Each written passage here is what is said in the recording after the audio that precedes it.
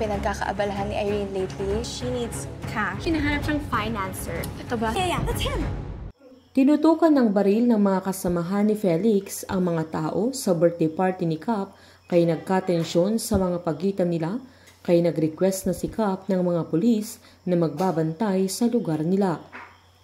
No choice si Bingo kaya pinagtapat niya kila Cap at maging sa pamilya at kaibigan niya na tinutulungan nila ni Snoop si Caroline dahil nakidnap siya pero tinulungan lang siya ni Bingo kaya dinala niya sa bahay nila.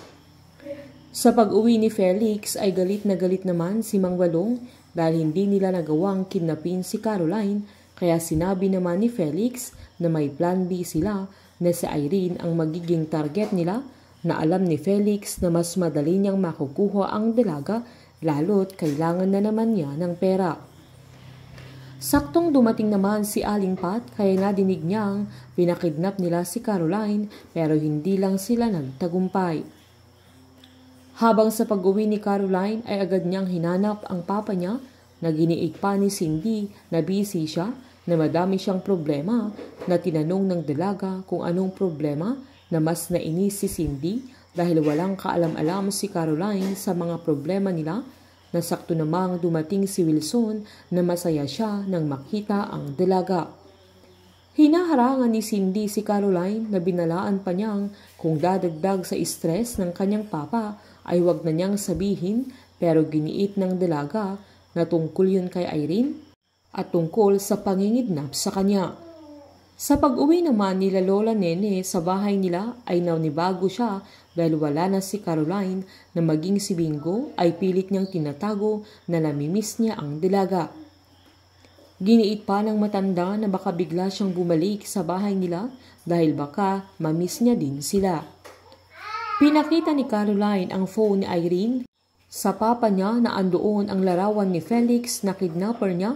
Nakilala mismo ni Irene na kinagulat nila Wilson na todo tanggi si Cindy pero pinaliwanag ng dalaga na kahit galit na galit siya kay Irene ay kapatid pa rin niya ito na anong klaseng pamilya sila kung si Irene ang nagpakidnap sa kanya pero kung hindi man siya at lagi niyang kasama si Felix ay siguradong naganganib din ang buhay na Irene na kinabahan na si Cindy kaya tinawagan niya sila Charleston at Bettina upang umuwi na sa bahay nila.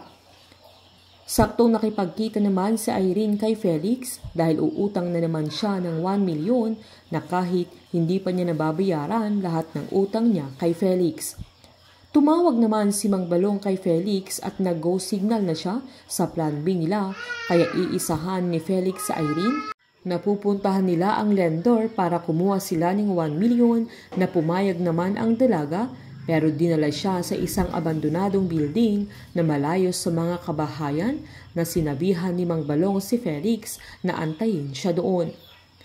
Nang aalis si Caroline upang puntahan si Richie na best friend na Irene, kasama niya si Stephen na tinawagan din niya si Bingo na magkikita sila na agad namang pumunta si Bingo.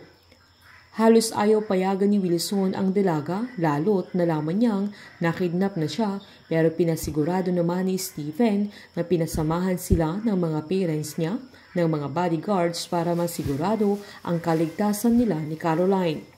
Kasama ni Caroline sila Bingo at Stephen nang puntahan nila si Richie at malalaman nila na kailangan ng pera ni Irene at ang financer niya ay walang iba kundi si Felix. Magsiselos naman sa isa't isa sila Bingo at Stephen lalo na't pareho na silang may gusto kay Caroline.